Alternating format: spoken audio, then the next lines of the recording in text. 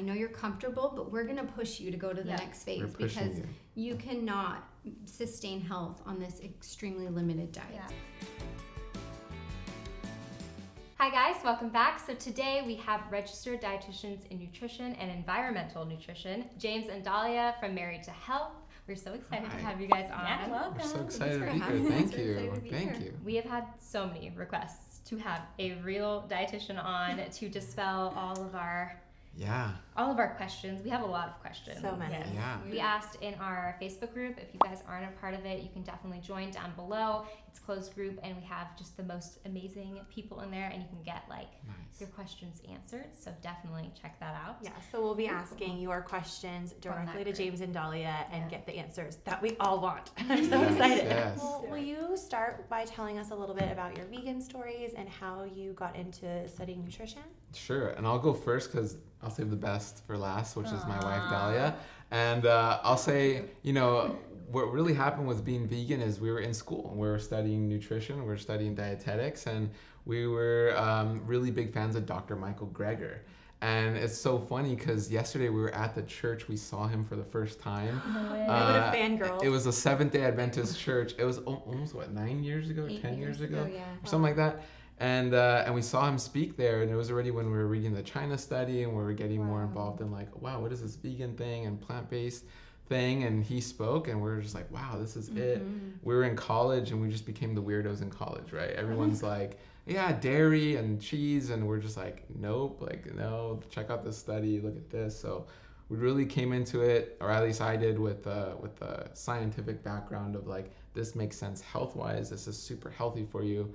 Let's do it. And of course, I grew up very unhealthy, eating all the sugary cereals, all the cheese and meat you can possibly think of, and that's where we changed, kind of in college. So you guys met in college, or? We met in college. Yeah, we did. I love that. Yeah. And you guys studied at the same time. We did. So we graduated together, and like James said, we were kind of the oddballs, even amongst dietitians. They were like, oh, you guys are weird. You guys are extreme. Where's your protein? Other dietitians would ask us that. Yeah. So it was nice to make that progression together, and it was a slow progression. We started cutting things out one by one. I think when we met, neither of us really ate red meat, and then it was chicken to go, and then slowly, little by little. And then that day that we saw Dr. Greger speak, I think we were still eating eggs. That was our last thing. No, my last thing was cheese. Yeah, that was hard. I'm Hispanic. I was so hard to give up cheese, but I was around that time. I was like, okay, I'm done with cheese. Okay, no more cheese. And slowly, I just got rid of it. And then you, and go ahead. Yeah, so me too. I grew up standard American diet. My parents emigrated here from Egypt, and so growing up, it was really exciting to go out and to go eat a bunch of different places and to have all this different food. So very acculturated standard American diet with a little bit of Mediterranean food mixed in there too. But turns out I became obese. What a surprise. And as a teenager in my early teens, I was simultaneously diagnosed with prediabetes because I was obese, with polycystic ovarian syndrome, which we're excited to talk about today, and with an autoimmune thyroid disease. And I was given 3 different prescriptions and was told, good luck. You're going to be taking these medications for the rest of your life. To get pregnant, you're probably going to need more medicine. So I'll see you in 3 months. And so I went home. I was devastated. It's depression. Yeah. How old were you? I think I was 16, 17. I might have been 17. And I just remember feeling hopeless. And I, called a family member, and I was so upset about it. And, a lot of my family members also, they don't live healthy lifestyles, don't maintain healthy diets. And so they were like, oh, it's fine. I take my medicine too, and I'm fine. And I was like, but you're not fine. So to me, I went home. I said, okay, my doctor said I should take these medications. I'm going to take them. Tried them for a month or 2 and felt awful. And then I was done. I said, no, I'm not doing this. So I started researching. I started then eating a little bit healthier. I had just started college. I was a psychology major at first, and then I took a nutrition class for fun and was like, this is for me. So Amazing. I've progressed since then. And that segues really well into our journey as dietitians, right? And what it Right. actually is, because there's so much confusion. Like, are you a Yes. nutritionist? Wait, what's a dietitian? A health coach? What's the other one? A certified nutritionist and all that. So it's like, okay, so registered dietitian. We're in school. You do your undergrad, so you do a 4-year undergrad or master's, and then you go, you apply to a didactic internship, and this is a certified didactic internship, and it's usually about 10 months. Mine was like a year though. Mine was crazy. And so you go there. It's very, very competitive. Very competitive. So they say when we graduated, it was 1 out of 50 graduates would ever get into one of these internship programs. My so gosh. they're really competitive. Yeah. So we were lucky. We both got in on our first shot. And then you complete your internship, which is kind of what residency is for doctors. So you do your clinical hours.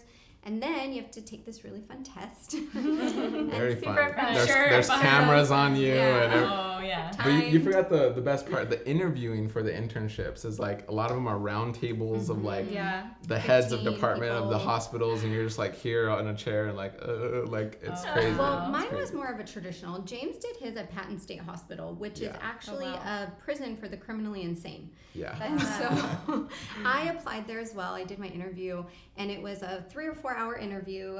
I had to take an exam. I had to give a presentation. I got a tour of the facility, and I saw these signs for a memorial for someone, and I was like, oh, who's that for? And they said, a nurse was killed by one of the inmates. And I was like, well, what about any of the dietitians? And they were like, no, just one got punched one time. And I was like, okay. And you're like, and I went home and I was like, this is not the program for me. Not for me. Yeah, yours was intense, but but a good experience. Right. And the reason being is they pay you. And that's why Yours. that's why I did it. Yeah. So dietitian is someone who has, like I said, an academic background and a degree in the science of nutrition. Because I think that a lot of people put theories out there. Bloggers can write things. Anyone really, and especially in California, we are actually one of, I think, 4 or 5 states who doesn't license dietitians. So that opens up gates to the word nutritionist. So you're all nutritionists. Anyone can say, I'm a nutritionist in California. I'm a nutritionist? You are a nutritionist. You're a nutritionist. Yes. And, people putting it in my bio. I'm going to, hold on, let me change Yeah. Newly nutritionist certified. Exactly. So for us, patients come to us and they're like, well, I saw a nutritionist. And I'm like, that doesn't mean anything. Yeah. The so spectrum It's not is science. huge. There are good It's ones. not There are ones evidence-based. who literally Right. don't know. And don't get me wrong, I've Or met like me. incredibly intelligent nutritionists who are Of well-read and cite research. And I've also met dietitians who could spruce up their education with research as well. But in general, that's what we were taught. That was the foundation of our knowledge, to always cite evidence-based sources, go back to the research, and really ensure that your information you're putting out is credible. And I really love that there are a lot of doctors and other healthcare providers now who are embracing nutrition and speaking it to their patients. And we love that they're planting these great seeds. And I think even if your doctor has recommended things, follow up with a credible dietitian, because a doctor, when you go for that visit, they have other things to cover. It's kind of like expecting a mechanic to fix your pipes in your sink, right? So you want to really go to the person who specializes in that, who's going to focus and concentrate their energy and your visit on talking about that and coming up with strategies. That's an amazing point. I think so many people just trust doctors because that's a big name. Yeah, it's like, oh, they're gonna cure me. They know everything. Yeah. But you're right. They've got so many different things to focus on, especially like if you have a health problem, they're trying to diagnose you. And how would you go about finding a dietitian that you would trust and rely on? Because I know a lot of people in our group come back and they say, oh, their doctor told them they have to eat steak or something just like randomly and not really the science behind that. So they're looking for dietitians. I can't say that word. Yeah. So they're looking for dietitians to kind of supplement that knowledge. How would they go about that? This is where we could plug our practice with Dr. Angie Sadeghi in Newport Beach, where she is a gastroenterologist. We do primarily focus on the gut microbiome and gut health, but we see a range of patients. I had an 8-year-old with gastritis, and then I had a 55-year-old with diabetes. And so, the gut is involved in everything. And so we do see lots of patients there, and you can go to drangiehealth.com or marriedhealth.com to learn more. Or there's a great site. You can go to plantbaseddocs.com or plantbaseddocs.org, and you can find plant-based doctors, dietitians, nurses, all kinds in of your healthcare area, professionals. most importantly. How to use food to manage PCOS, specifically the hair growth in bad areas and the hair loss on the head. I don't know if food can help with that, but I hope so. And we get actually a lot of questions about hair loss. specifically related to hormones and stuff like that. Absolutely. So with PCOS, it stands for polycystic ovarian syndrome. So it's basically an overproduction of cysts on the lining of the ovaries. And this output of these cysts then go on and facilitate the production of what's called androgenic hormones. So testosterone, DHEA, DHEAS, there's other androstenedione and other androgen based, so basically more male type hormones. Right. So those with PCOS are exhibiting, again, similar when your male hormones are elevated, those symptoms of excess hair growth. They can also experience excess weight around the abdomen because when you have increased testosterone, you're going to be carrying more weight around your midsection. Women tend to be more of this kind of pear shape. Men tend to have a little bit more of that apple shape. Womp womp. It looks good on men. Yeah, we could pull it It up. works for you. It works for you. Thanks. I like that. You're a good apple. Yeah. Good apple. Good. The dad jokes. I love the jokes today. Yeah. And facial hair, right? Facial hair, facial acne, hair, you'll back find knee. chest hair, and then thinning of the Right. hair, right? So men Right. tend to have that male pattern baldness. So if someone's hormones are imbalanced, they will also start to exhibit some of those symptoms. And there are many underlying causes or etiology for PCOS. A huge one is insulin resistance. Yes. So we know that imbalance in blood sugar and just an excessive output of insulin, which is that hormone that brings sugar from your blood into your cells. It's so necessary. It's one of our AKA most important diabetes, hormones. right? Type 2 diabetes. So a lot of those who are type 2 diabetic, which is more the lifestyle type of diabetes, are also insulin resistant. Those who are type 1 diabetic, they don't make their own insulin anymore, so they're the ones who are injecting insulin each meal. So oftentimes when someone is overweight, when someone is intaking excess refined carbohydrates, not carbohydrates, carbs are good for you, complex carbs that are high in fiber, great for you, but refined carbohydrates like refined breads and sugars and just processed foods, syrups and juices, that's going to cause a greater output of insulin. And kind of like a car, if you're abusing your car, you're over driving it, you're overusing it, it's going to break down faster. So your body is less sensitive to the insulin that you're making because it's just so used to making so much of it. Right. And then if you have excess body fat, that's blocking how the insulin can actually get out to your bloodstream. So you might be proficient in making insulin, but you might not be great at using it. So if you're resistant to using it, that's a huge risk factor for PCOS. And to dive deeper then, also kind of going with the fat could then enter your muscle cells and liver cells. Right. And so you get that intracellular fat, and you think of it as like the cell is in a fight with insulin. It's like, knock, knock, hey, let's talk. Like, I don't want to talk to you. They're in an argument, right? So it's like, this intracellular fat disrupts the signaling. Right. So insulin can't communicate. The sugar can't go in the cell. So then it's in the Sugar stays in the blood, bloodstream. right? Wow. And so you get this cascade effect. And all hormones really affect one another. So we Right. see if you are having other hormonal imbalance, like your thyroid, if your thyroid is out of whack, such an important hormone, that can put you at risk for PCOS, for GI disease and bloating and other dysmotility and diabetes. And so all of our endocrine organs are really interconnected. So we have this They're a team. hypothalamus, pituitary, your endocrine system, your ovaries are in there. And so many underlying factors. Also, we talked about we're environmental nutritionists, so endocrine disrupting chemicals are also EDC. That's what Fantastic. And so this is gets important because maybe there's people in the group. It's like, I've been vegan, I'm healthy, I exercise, I'm still having these issues. What's going on? It's like, well, So much what's deeper. happening with your environment, right? So we always say there's about 3 phases, right? There's your body, and then there's your community, and then there's the larger community. So let's start with your body. So and like what you're putting on it. what you're putting on it, but we, think of it like a rock going in the lake, and you have these ripples, right? So we start with food, what we goes start with in water, and then we start with lotions and makeups, and so we just kind of ripple our way out. And there are these endocrine disrupting chemicals. There's persistent organic pollutants. They're in vegan foods. Yeah. They're in omnivorous foods, right? Meat and cheese and eggs. And so even now with the Impossible Burger, I don't want to like name Rain names, on but our parade. rain on everyone's we need parade. to stop eating it. But this is where, we're getting into this very interesting time where vegan food is everywhere. There's ice creams and burgers and things.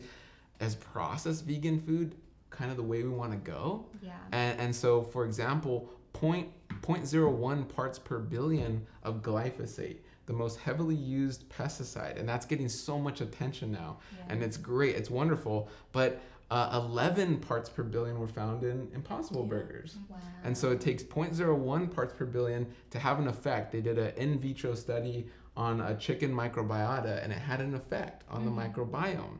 And the microbiome is directly linked to hormone. We call it the gut hormone axis, right?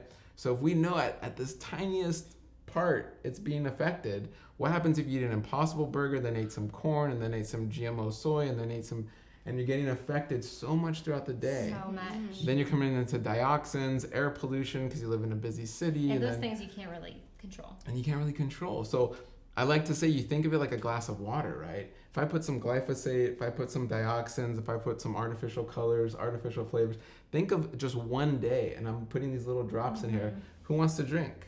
Yeah. Like no one. Yeah. But we don't think of it that No, way. And we're getting inoculated That's little by really little. good. Yeah. Right. So it's crazy. And that's where you could think like, well, I'm healthy. And we challenge you to think of, well, are you looking at all these layers? And as you progress, do you think like, I've climbed my mountain, I'm done? Or do you see the other mountain right behind it and go like, oh wow, I didn't think of that? Yeah, that's Yeah. what we're always talking on the show is like vegan is just the tip of beginning consciousness. Totally. And then it just slowly spreads. Like even vegan products we put on our body, like they're not all natural, they're not all safe. Like if you look on Skin Deep on EWG, you can see there's Great crazy source. stuff. So it's like one of my favorite websites. There's just crazy things even in vegan products, and I think that there's a lot of greenwashing going on So because much people greenwashing. think vegan is synonymous with clean beauty or clean skincare, and it's just not true. Absolutely. And we love that vegan is cruelty free. Oh, of That's course. wonderful. And so that's a great starting point. And Yeah. really building from there, like you said, looking deeper into what types of chemicals were in this product and has this food been adulterated? Is it vegan or is it whole food plant-based? So Yes. what we educate on is really whole food plant-based nutrition. And we find that that is an incredible medication, really, you know, using food as medicine to reverse insulin resistance, to really put PCOS into remission, to reverse so many of these preventable chronic diseases that now so many young people, right? We're seeing so many more young people in our practice. So young. And we're starting to see, Right. it's happening earlier and earlier in life because we're just being hyper exposed. And if from this the is get-go. if this is overwhelming, oh, it definitely is. Yeah. Like, Yeah. Oh, for sure. Yeah. And that's where like we try and keep it simple and go, hey, look, if you eat low risk with a whole food plant-based diet, you're eliminating so many much. things, and it just takes so much stress off of your day. And it's a great way to do that because, yeah, like Dahlia said, I had an 8-year-old with gastritis and GERD. It's crazy. You know, we've seen 3-year-olds with high Yeah. triglycerides. Yeah. And, Yeah. Fatty liver disease. and fatty liver disease in a 5-year-old, and it's like, what is They happening? just started out. Like, how Right. is that even happening? That's Right. nuts. And then another aspect of this is we're not just dealing with their bad habits, you're dealing with your mom's bad habits and your Yes. grandma's bad habits. So it as can we be progress, transgenerational. Yeah. It transgenerational, as we progress in this bizarro world where we started genetically modifying and we started with artificial colors and processed food, it's transgenerational and it builds up and compounds over time. It does, Yeah. So yeah, all those different things can factor into PCOS. And again, we always encourage our patients, start with one thing and then go to your next step and then build from there instead of feeling like, oh my gosh, I don't even know, I'm doing all those things that he just said not to do, I don't know what to do. Right. If you are more vegan and you don't really have a lot of plants in your diet currently, okay, add 1 or 2 more servings a day. Yeah. Build from there. And then slowly that will kind of crowd That's out good a lot advice. more of that processed Yeah, vegan. you don't have Nicole to talks a totally lot change about the that. way you eat. You just Exactly. add stuff to We your always say diet. add. Before we take away, Yeah. add. I always Yeah. add. Add. And you find it kind of just crowds out the other stuff and you're like, oh, well, Exactly. I'm happy and you and feel full. good that way. So I wanted to Love recap what you were Oh, yeah. with the food and talk about a little bit, like very specifically, Sure. what are the good whole foods versus the refined stuff, and then also in that conversation you were talking about fat fats versus carbohydrates. And I know that can be a little bit confusing when people talk about hormones. Some people will say you need a lot of fat in order to have, especially as women, in order to have healthy hormone function, and other people will say that it messes with your insulin and stuff like that. So that can be really confusing. If you could talk about that as well. That's a great question. So whenever anyone asks us about fats pertaining to cholesterol is really what they're asking about, because cholesterol is a building block to create our hormones. And so you definitely need an adequate amount of cholesterol. What a lot of people don't realize is we make cholesterol. So anything with a liver produces cholesterol, and that's why you get cholesterol from animal products, because they have livers. Plants don't have livers, so we're not getting cholesterol from plant foods, but we are making our own cholesterol. Most people make completely adequate amounts of cholesterol. Others, though, might struggle. And then we also have some who hyperproduce cholesterol. I have plenty of plant-based patients who have high cholesterol still. They're not eating any additional cholesterol. But yeah, so that can be genetic, that can be hereditary. And so some are hyper producers, like you might be. Some might be hyper absorbers, where they might not be making a huge amount, but they are extremely rapidly absorbing all that's made before they can excrete any of it. So absolutely, cholesterol is a very important component and building block for hormones, and fats can play a part into that. So we encourage everyone, definitely intake healthy amounts of fats, but from whole food sources. So what is a whole food source?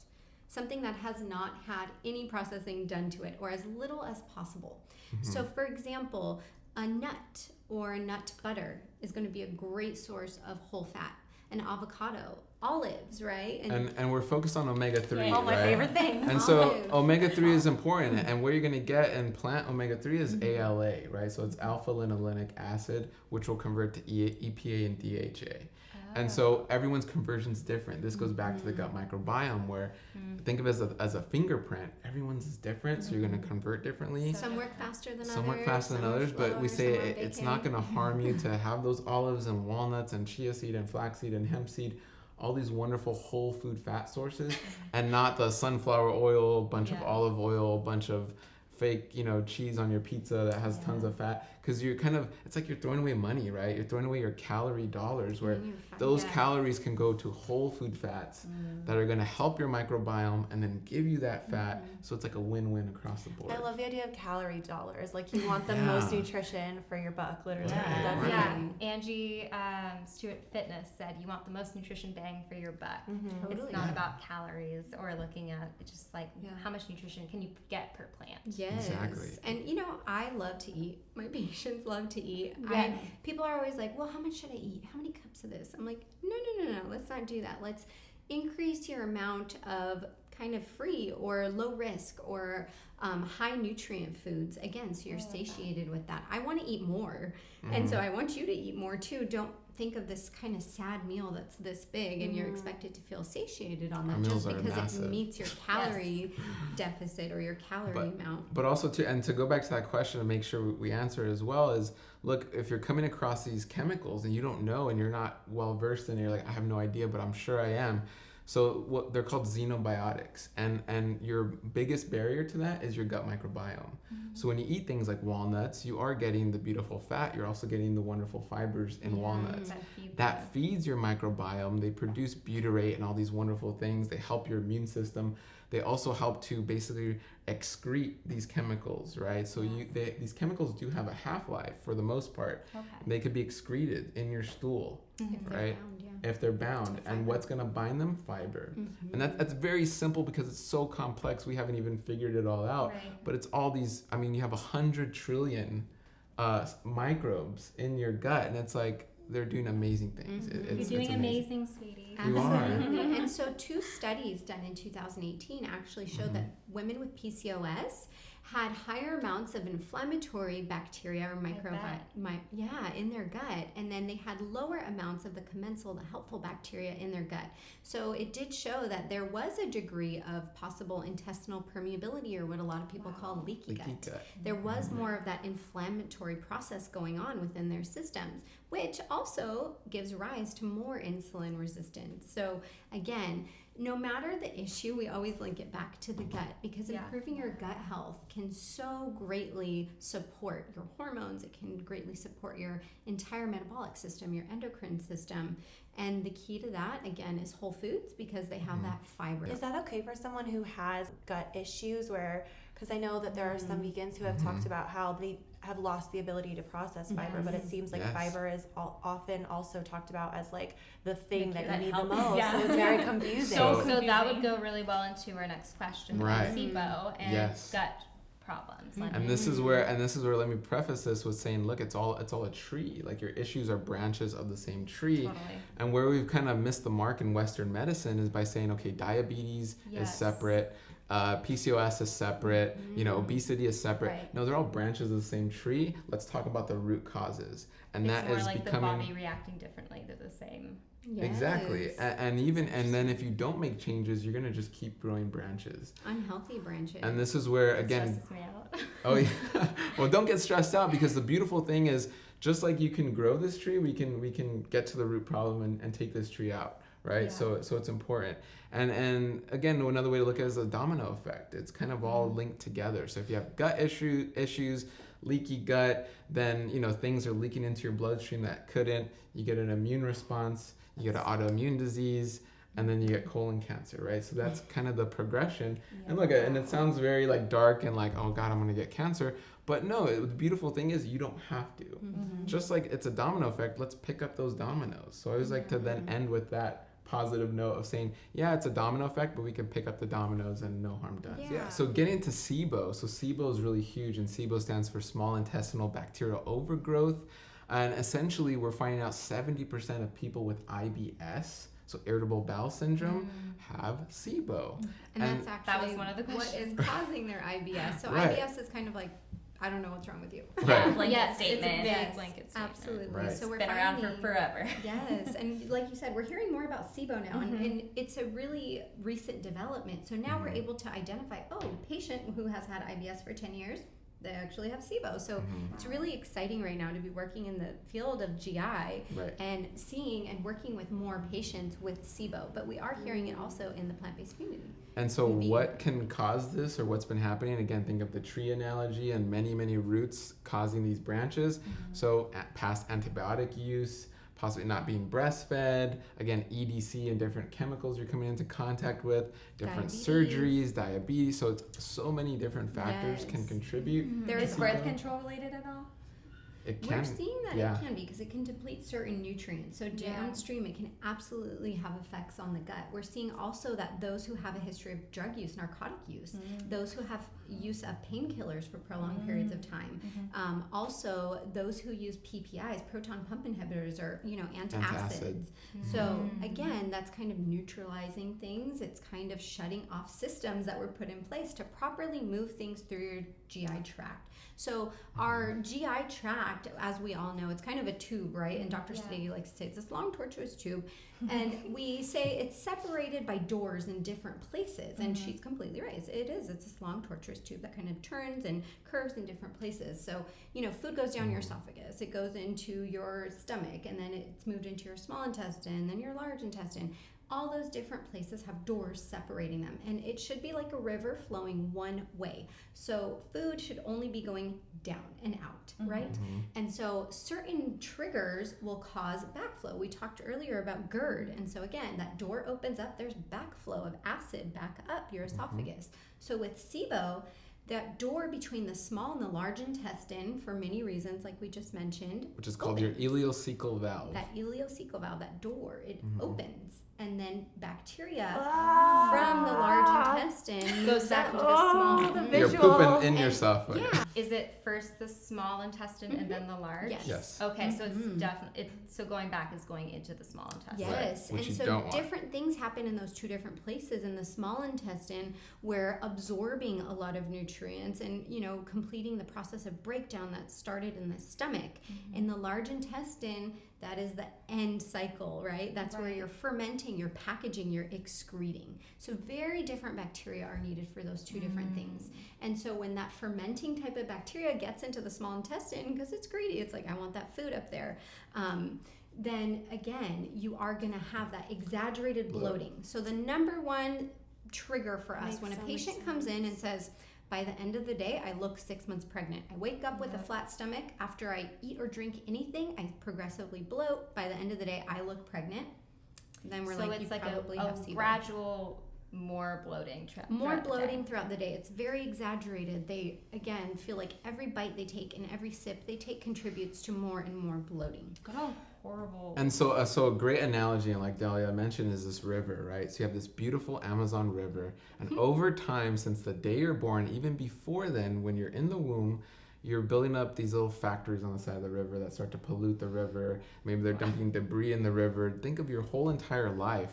And then these valves that should open and shut and help your river out, they become dams, right, even. Or they just start to inhibit your autonomic nervous system. So this is the flow. Yeah. And just over time, you start to pollute the river. And what everyone's doing, we're at the end of the river and going, why is this river polluted? Let's use this to filter the river. No, let's use this to filter the river. What we're trying to do is hold your hand, let's walk back up your river, and let's eliminate these sources of pollution and debris. Close that door. And get things flowing again, right? So it's not so much like, I got to do a colonic and I got to, so that's everyone at the bottom of the river arguing of like, no, do this procedure, no, do that, no, do this detox and do this cleanse. No, so it's more like a temporary relief thing. It's a temporary fix. Very totally. much so. So fiber is one of the foods that colonic type of bacteria loves the most. So they find when they eat fiber, they're even more bloated. And it's not fiber's fault. We want to get to the root cause. So like we said, hypothyroidism oftentimes is a huge trigger. Constipation, chronic constipation is a huge trigger. Diabetes, so 60% they all these things are so related. Yeah, so, common, right? Just like diabetics get neuropathy, nerve death, and you hear about their fingers and toes, that can happen in your gut too. Your gut is the most concentrated bundle of nerves in your entire body. So nerves start to die, things aren't moving, food's sitting there, bacteria ferments. And think about it like you're not sitting there moving your small intestine. Okay, now I'm moving your gallbladder, and now, so that's automatic, right? And when you're killing those nerves, you don't realize you are, and then you're starting to go, well, why am I hurting now? Why is it's just you're not in control of it really, but you rely on it heavily. Absolutely. So it's very important. Food is important in that, and the other things that are important is some of our patients with very severe cases of SIBO, we'll encourage them to do vagus nerve stimulation. So we encourage them to exercise their GI tract. So deep gargling, loud singing. We sometimes will tell people to... Loud singing is good for you. So when I'm being really annoying at home and my boyfriend tells me to quiet down, I'm going to say it's really good for I'm stimulating my vagus therapeutic. nerve. Yes. Jesse, did you hear that? Go ahead. Sing it out, girl. Yeah. So absolutely, there are different things to do. And isn't it funny when we start to learn more and more, it's like how they say laughing, right? Laughing is good for you. Could it be that we're like, ha ha, we're really laughing? It's like just stimulating all this wonderful thing, and then as well as all the neurotransmitters. So it's like all these beautiful things in life. So yeah. Wow. So work with a gastroenterologist. Right now we're finding that there is a way to test. They'll actually have you drink a solution, and then they'll test your breath. So you'll blow into these little bags, and then they'll test the concentration of either hydrogen or methane gas in that little bag, in those bags that you blow in, because that's produced by the bacteria. So you can test. We've seen, though, the test isn't 100% accurate. There are antibiotics available that are only going to be active in the small bowel.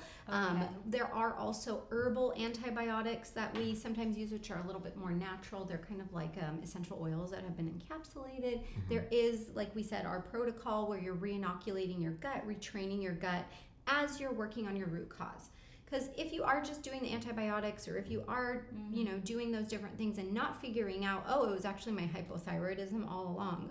I need to get my diabetes under control. It's going to come back. Right. So that's really interesting. We encourage in the group for everyone to figure out their root cause. We expect by the end of the 6 phases, they have figured out their root cause. So go to a gastroenterologist. Don't try to self-diagnose. Don't try to self-diagnose, and work with a dietitian who is familiar with SIBO. Right. And what we're trying to do is really bridge the gap and bring together functional medicine, Western medicine, plant-based nutrition, and form this beautiful cohesive community to help everyone. Where we do utilize the herbal antibiotics. We do utilize rifaximin as the most common antibiotic as well. It's a pharmaceutical grade antibiotic. Again, and like Dahlia mentioned, you don't just want to do one, because then you're like, we have patients who, I'm on my 3rd dose of rifaximin, and it's like, well, are you ready to change your diet? No, I'm too busy. I'm just gonna keep it's taking antibiotics. It's like antibiotics. when you keep taking heartburn medication, but you like keep on doing the things that give and you you're heartburn. not addressing Exactly. the underlying Yeah. trigger, and that damage is just continuing to build damaging. up. So yeah, we encourage everyone, find your root cause, clean up your diet, heal your gut, and feel well. Right. Yeah. So increase fiber or gradually increase fiber, or what do you suggest? So we work with our patients, and we actually have a protocol that we use in the office. It's kind of a reverse elimination reintroduction diet. So we do take them through we take them back to the basics of the most easy to digest foods. And we actually, stay tuned, in the next couple of months, we'll be releasing an online SIBO protocol with the community with Dr. Angie Sadeghi. Yes, so everyone is free to join that. And then we take them through this very systematic 6-phase elimination and reintroduction to just rebuild the gut microbiome, because for a hurting gut and a gut that's ailing and trying to repair itself, yes, putting in these large amounts of fibrous foods, and especially raw foods, it's already inflamed. It's wounded. It can't handle what you're trying to give it. So you want to let it rest, digest, heal, take a beat, focus on things like cooked foods and easy to digest foods, easy to digest grains, and then build up from there. And you can retrain it. It's all in training. That sounds a lot like Ayurveda. There's a thing, if you have like stomach problems, basically go back to very basic plant foods, and then like when it's less inflamed, they reintroduce more complicated things. Absolutely. Right. And it's kind of like when you have a problem, do you want to run away from your problems and avoid them so they can grow and get worse? or you got to hit them right. And that's that's the default. It's like, I want to do what's easiest. That's human nature, right? It's like, I don't want to deal with that.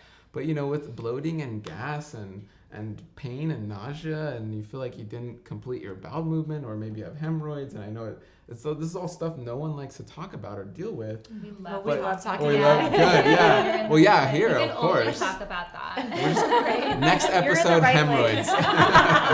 Is a safe space. Yes. And then we need more safe spaces like this. That's why we love being here. We need to talk about it. We need to be more vocal about it. And we need to understand, like, it can all be reversed for the most part. So that's so important. And a lot of these diets, like we have a lot of patients who say, I couldn't handle my gut issues anymore, so I went keto. Or I went paleo, or I went carnivore. Some of them come and tell us. And I felt tremendously worse.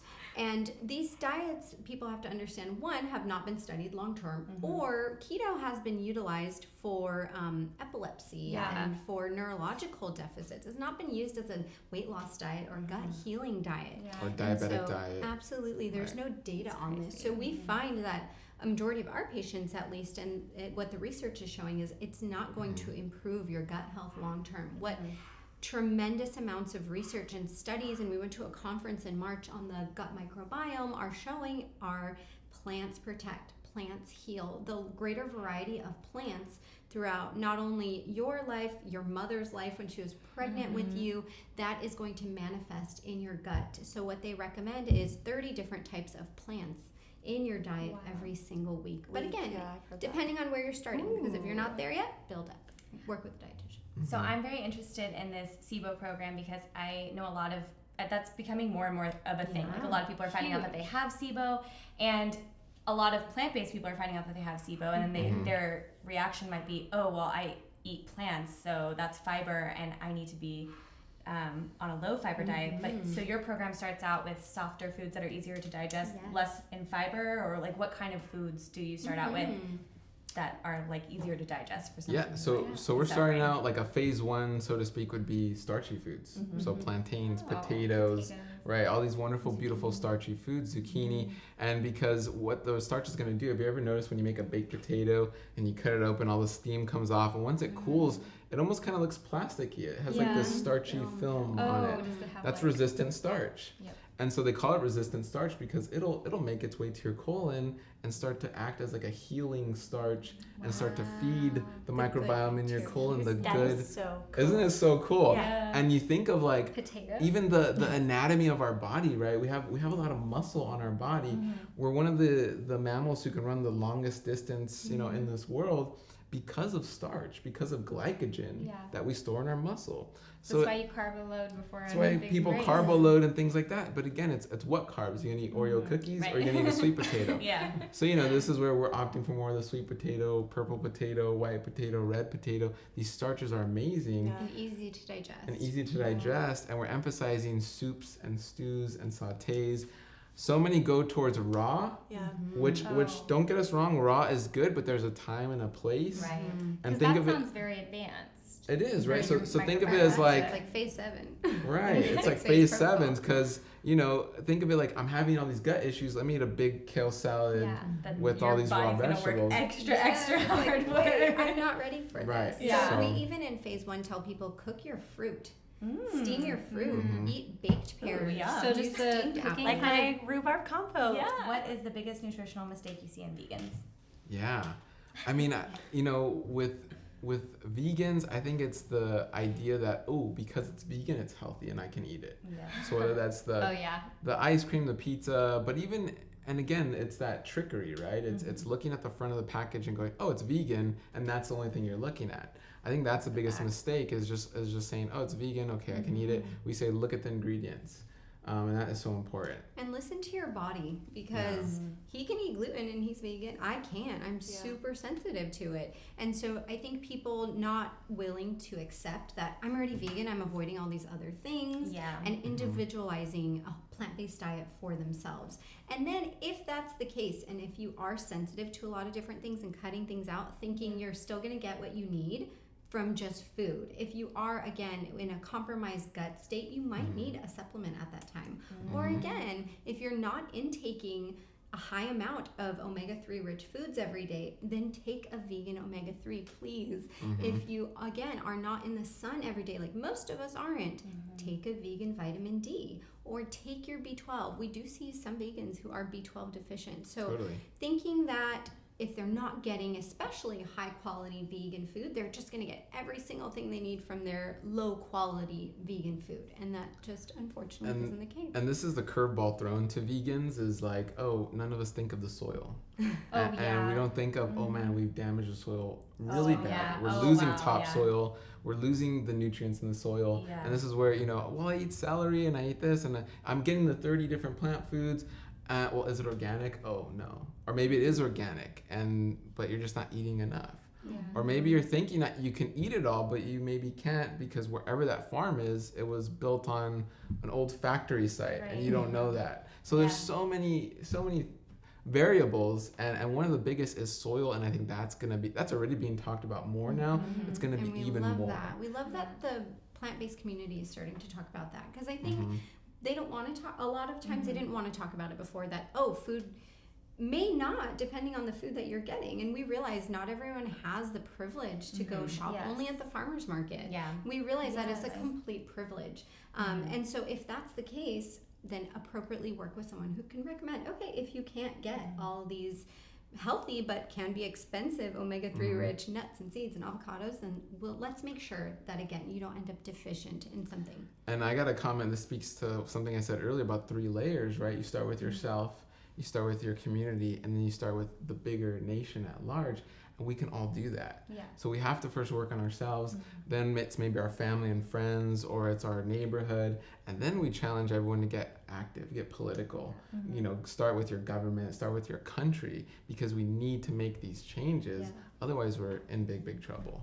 Rich Roll calls it like the lighthouse. You work on the lighthouse before you can guide the ships. Perfect. And exactly. Work on yourself, and then you can be a much bigger advocate for others when you are strong in your convictions and your knowledge. And your light will shine brighter. We have to. Well, what do you recommend is a healthy range of grams of fat per day for people? I mean, I know obviously different ages and different gender is going to change that, but when you're talking about getting adequate amounts of omegas, sometimes when I plug my food into a chronometer, for example, I don't always get it's like there's the 3, 6, and then I don't know if it has the 9 on there though.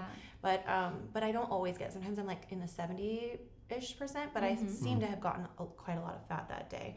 So it's confusing to me how much I should be aiming for. So percentage of fat, like the Cleveland Clinic will recommend 20 to 35%. So whatever that is, I mean, with your caloric intake, again, think of real life. Are we gonna be okay? So 20-35%. Yeah. And then so it's really, I mean, we have like a really great plant-based pyramid that we follow. And so like the base of your pyramid is gonna be fruits and vegetables.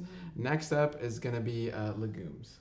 Then it's gonna be whole grains. Then it's nuts and seeds are at the top. And Whole food fats. Whole food, right? So again, whole food fats. And the beautiful thing is and kind of all through the pyramid, you're gonna get fat. It's not kind of just in one place compartmentalized again, right? This is Western culture saying this is here, this is here. Really, fat is in whole grains, fat is in fruit like avocado. It's kind of ubiquitous for the most part, and so is protein. And so yes, some foods will have more fat than others, but it's all ubiquitous. It's all floating around, so it's really great. And really, if you stick to whole foods, you're gonna get the fat you need. And you're counting starchy vegetables in that bottom Totally part. starchy vegetables. Yeah, so great. Yeah, so I tend to recommend, as we know, most Americans are not getting enough fiber. Most Americans get between 10 to 15 grams, which is nothing. That's like 2 servings of vegetables, and most of that is potatoes. So we recommend between 9 and 12 is really 9 and 12 cups. Yeah. So that would be about 24 of these little fists of veggies a day. If you're, again, not getting anywhere near that, just work on upping that again and focus on your whole food fats. And again, work your way up, because instead of focusing on like the fats and the protein and all this different stuff, eat more fiber, eat more veggies if you can tolerate them. And then if you do need, take a multivitamin to ensure you're getting a well-rounded. Right. And to clarify on the food really quickly too, think of this pyramid as how you're building each meal, right? So a great example is a taco bowl, right? So at the bottom, you can maybe roast some broccoli and sweet potato and greens and zucchini. So again, the base is this wonderful fruit and veg. Then next you're doing maybe some pinto beans and black beans. Maybe you're doing then some quinoa. And then you're doing, we like to soak cashews and make this beautiful cashew dressing. And we pour it on top. So you've hit that pyramid, you've hit everything, and it's this beautiful, ubiquitous. That sounds delightful. It's delightful, and it's so delicious. We both potato nachos. Yeah, we both potato nachos and stuff like that. So you can do it Hispanic, Mediterranean, Italian. You kind of build this kind of pyramid with the foods, and it works really well, and you're hitting all of the things you need. That's so a really helpful try analogy. And keep it simple. Yeah. And we're hearing a lot about people who are saying, oh, going vegan made me unhealthy. But a lot of people who are coming out and saying that have been, raw, or have done fasts without food for prolonged periods of time, or focused only on one food for a long period of time. So of course, if you're doing that with any food, whether it's a vegan food or not, ultimately you will end up with side effects of that. You will end up deficient in something. You will end up with upstream another issue. So, it's rare that you're hearing a lot of these credible plant-based professionals and health professionals say, oh, veganism ruined my life, or being plant-based did. So again, if you're building that solid foundation and using that kind of guide, you're making sure you're getting all the variety you need. Not to be perfect every day, because we have treat days too, but really having them in moderation. Right. That's really nice. Yeah. Don't treat every day like a celebration. Yeah, So treat yourself, but So I don't treat struggle yourself. with every single day.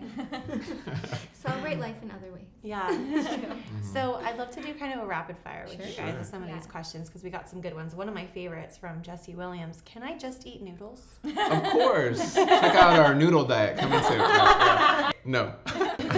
Thoughts on dulse flakes or kelp granules for iodine? And so this gets into the more detailed nitty-gritty things where, we do recommend staples in your home.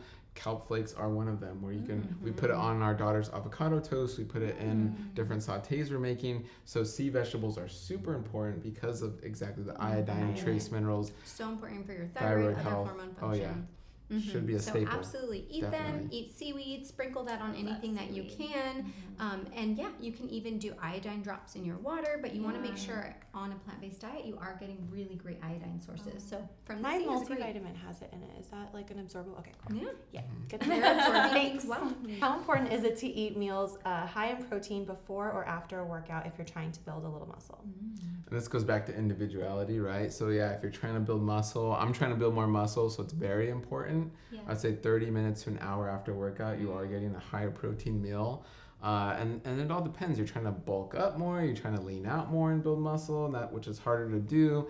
And you want to definitely get the protein post-workout. And then pre-workout is usually a carbohydrate based. Mm-hmm. And that's the simplified version. Are there vegan foods that are helpful in preventing / clearing acne? Or are there vegan foods that cause acne? Oh, I love that question. So sugar is a huge trigger for pimples. Again, it's going to offset your glucose, your insulin balance, but sugar is definitely one of those that it's going to come out very quickly after. I know if I eat sugar, I always wake up the next morning with a little friend. So avoiding sugar, healing the gut, because again, having any degree of that intestinal permeability, that leaky gut is also going to give rise to manifesting things in other places. So on your face, and then getting your hormones all in check. So a lot of women with PCOS, like we talked about before, have pimples and have acne. So absolutely regulating your hormones, healing your gut. I'm feeling very empowered right now.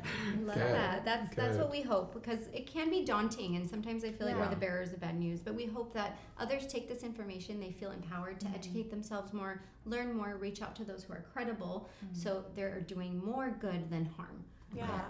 And I love that you guys are promoting that it's completely doable on a plant-based diet. I know that it's like sometimes with gut issues, people think that you can't be healthy on a plant-based diet. And I love that you guys are like, no, there is an optimal way. It's doable. Yeah, at that conference we went to, we actually were hearing more about plant-based diets, and they did one study where they compared vegans, they compared omnivores, and they compared omnivores who were put on an enteral nutrition, so it's very low in fiber, so it's almost like a liquid solution. Halfway through the study, they gave them antibiotics, and then they assessed throughout the rest of the study whose gut microbiome recovered the quickest. So they actually found vegans recovered the quickest. Our good bacteria came back quickest. The inflammatory bacteria was lowest soon after. And then omnivores were second. Omnivores on that enteral nutrition were last place. So we're actually starting to learn more about the benefits of a whole food plant-based diet. And so on that too, we're going to keep adding until you cut us off. But, you go to your gastro, you hear this from doctors or people that don't really have a good understanding of a low residue diet. And this is going beyond. We've talked a lot about SIBO, but Crohn's and ulcerative colitis and anything. They go low residue diet, which means a low fiber diet. And it couldn't be, it's further from what you need to do. Contrary. It's just that you're avoiding pain for quick relief, but long term you've already shot yourself in the foot, you're going to shoot your other foot. And that's and then you're left with no feet. And that's the same with the FODMAP diet, low FODMAP diet, or even our protocol. We always tell people, I know you're comfortable, but we're going to push you to go to the next phase, because you cannot sustain health on this extremely limited diet. So whether you're low FODMAP, or again, even others who are doing these like keto diets or anything else like that, it's too restrictive. You are never going to improve your overall health by only eating 10 different things every day. Thank you so much. I'm sure there's going to be a lot of questions in the comments. Yeah. So we'll have to bring you guys back again. Yes, and feel free. You can go. We're always answering questions on our Instagram. So at Married to Health, you can visit drangiehealth.com, marriedtohealth.com. We'd love to answer your questions. Follow Dr. Angie Sadeghi. Angie.Sadeghi. All right, guys, we hope that you enjoyed this episode. We want to know if you have any more questions for James and Dahlia in the comments below, so make sure you leave us all of your questions there. Check out the description box. Like we said, all of their information will be there, as well as our individual channels and the link to our Facebook group, which is where we like to share all kinds of information all the time. So check out the description box. Make sure you're subscribed to this channel as well, and we hope you have a really good day. Bye. Bye.